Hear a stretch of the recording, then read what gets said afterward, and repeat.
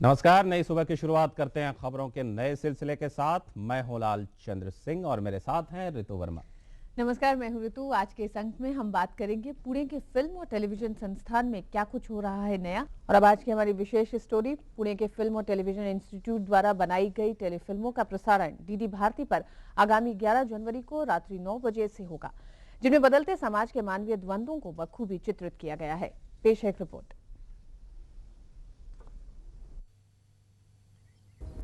Film और television institute द्वारा बनाई गई एक फिल्म है पुनः, जिसे गंगामुखी ने निर्देशित किया है। इस फिल्म में परिवर्तनशील समाज में बढ़ती जरूरतों के साथ पुरानी चीजों की उपेक्षा दिखाने का प्रयास किया है।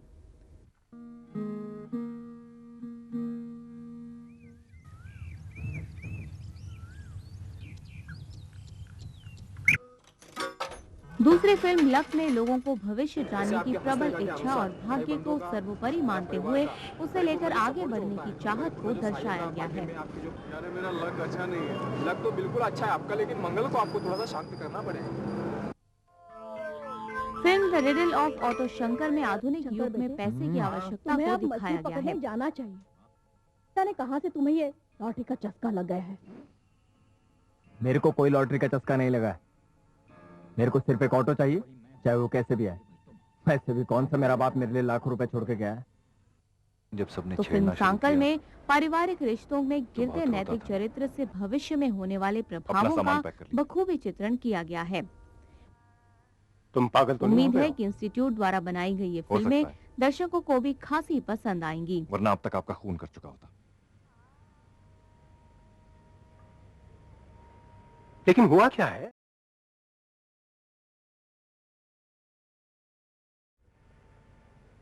और तुम्हारी मां, उससे क्या कहोगे? व्रत तो आपकी लंबी उम्र के लिए रखती है ना वो। आप बताएंगे उसे। मैं क्या बताऊंगा? और आज हमारे बीच खास मेहमान हैं पुणे के फिल्म और टेलीविजन संस्थान यानी एफटीआई के निदेशक त्रिपुरारी शरण जी।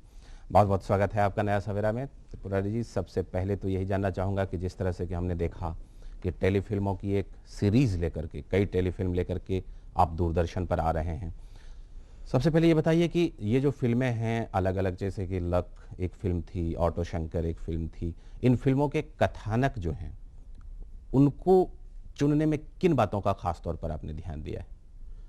देखिए, कथानक चुनने का जो काम है वो तो आप देख रहे हैं कि ये फिल्में जो हैं ये अलग अलग विद्यार्थियों ने बनाई है। कुछ जो है ये ग्रेजुएशन फिल्में हैं, डिप्लोमा फिल्म जिनको कहते हैं। तो कथानक चुनने की स्वतंत्रता तो उनके ऊपर है, और वो तो एक इंडिविजुअल विद्यार्थी जो है, एक डिप्लोमा स्टूडेंट, उसके अपने मानसिक झुकाव के ऊपर सब निर्भर करता है। कुछ लोग ऐसी कहानियाँ चुनते हैं जिनका कि सीधा रिश्ता आज जो समाज में हो रहा है उससे है। कुछ लोग एक्सपेरिमेंटल फिल्म्स बनाते हैं। तो इसकी स्वतंत्रता उन लोगों के ऊपर है। मतलब ये कोई उसके बारे में हम ऐसा नहीं कहेंगे कि आपकी तरफ से उसमें कोई खास नियंत्रण या कोई खास निर्देश नहीं होता। जहाँ तक कथानक की बात है उसमें तो कोई नियंत्रण का सवाल ही नहीं होता। हमने ऑटो शंकर देखी और लक में जो हमने डायलॉग सुने उसमें ऐसा लगता है कि आज भी जैसे गली चौराहे पे जो हाथ देखने वाले बैठे रहते हैं उन पे कितना निर्भर होता है आदमी जब बैठता है वहां और पूछता है। अगर वो दो चीज भी ऐसी बता दें, अगर कह दें कि आने वाले दिन में ऐसा होना है, तो पूरा उसका ध्यान उसी पे रहता है। हर उसकी सारी कहें तो क्रिया और हर हरकत उसी पे निर्भर करने लगती है। क्या इस चीज को तोड़ती हुई है ये फिल्म या इसको प्रबल करती हुई है? रिडल ऑफ ऑटो शंकर जिस लड़के ने बनाई थी, जब ये फिल्म बनाई जा रही थी तो इसके पूरी व्यथा जो है उससे मैं जुड़ा हुआ था, क्योंकि कई सारी चीज़ें थी जिनका इंतज़ाम किया जाना था। वो actually riddle of auto Shankar जो है, कहीं ना कहीं जिस लड़के ने ये फिल्म बनाई है, उसका जो डायरेक्टर है, वो उसको उस फिल्म के बनाने की जो पूरी प्रक्रिया है, उसकी जो व्यथा है, वो उस पीड़ा को इस फिल्म के माध्यम से उसने कहीं न कहीं उजागर करने की कोशिश की है। वो शंकर जो है वो एक प्रोटैगनिस्ट है उसकी सोच का।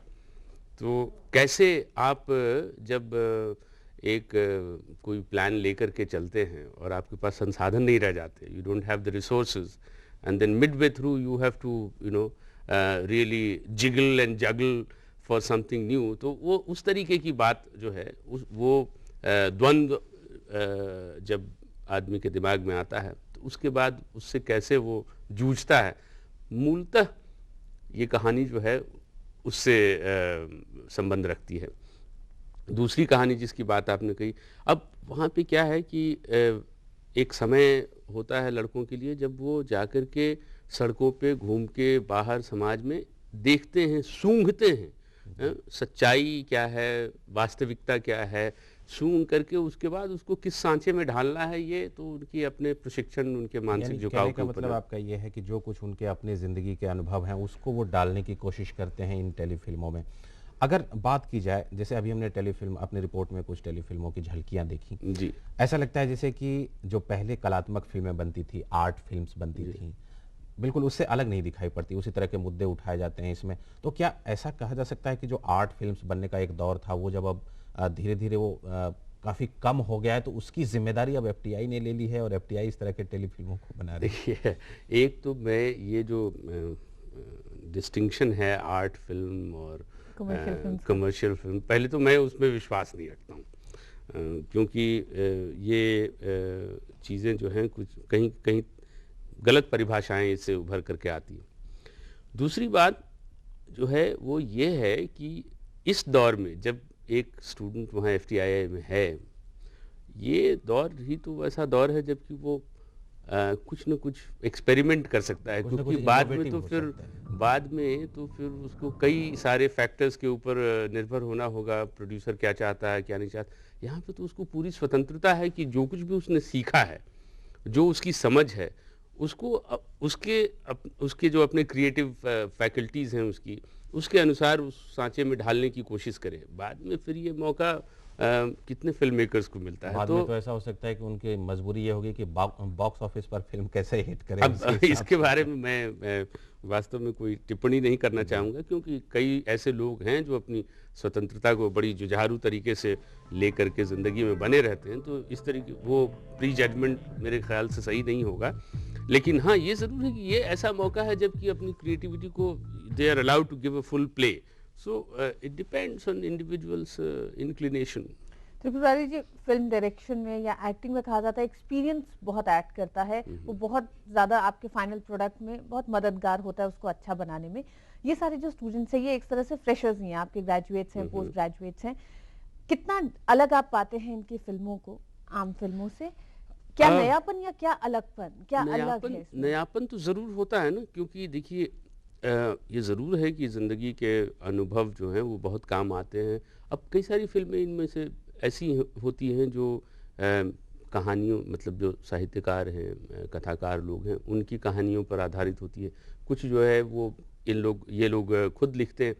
तो अब ऐसा तो नहीं है, 24-25 साल 26 साल की उम्र अच्छी उम्र होती है जब तक आप उतना तजुर्बा ज़िंदगी में पा लेते हैं कि कुछ लिख सकें। और कई ऐसी फिल्में हैं जिनमें कि डायरेक्टर जो है वो खुद राइटर नहीं है, somebody else may have written. It is not necessary कि जो डायरेक्टर है वही लिखता हो। तो 24-25 साल की उम्र होती है जब ये लोग ग्रेजुएट करते हैं, डिप्लोमा फिल्में बनाते हैं। हमारे स्टूडेंट्स की फिल्में जो हैं वो बीजिंग से लेकर के न्यूयॉर्क तक के स्टूडेंट्स फिल्म फेस्टिवल्स में गई, वहाँ पे उनको अवार्ड्स मिले। और इसके अलावा बाकी जो सामान्य गतिविधियां हैं वो बड़े अच्छे तरीके से चलती रहीं। सबसे बड़ी उपलब्धि ये कि हमने इस साल 2 नए कोर्सेज और चालू किए। एक post graduate diploma in art direction and production design, जिसकी बहुत कमी महसूस की जा रही थी जब भी मैं बाहर जाता था और लोगों से बातचीत करता था, खास करके इंडस्ट्री में भी। तो वहाँ पे इस बात की मांग होती थी कि क्यों नहीं आर्ट डायरेक्शन की फॉर्मल ट्रेनिंग इंस्टीट्यूट में होती है। और मुझे बड़ा इस बात का फ़ख्र है कि जो लीडिंग आर्ट डायरेक्टर्स हैं, समीर चंदा, साबू सीरियल, इन लोगों ने मिल करके उस कोर्स को डिज़ाइन किया है। तो वो कोर्स अभी इस साल शुरू हुआ। और दूसरा एनिमेशन एंड कंप्यूटर ग्राफिक्स का वो 1.5 साल का कोर्स, वो भी हमने इस साल चालू किया।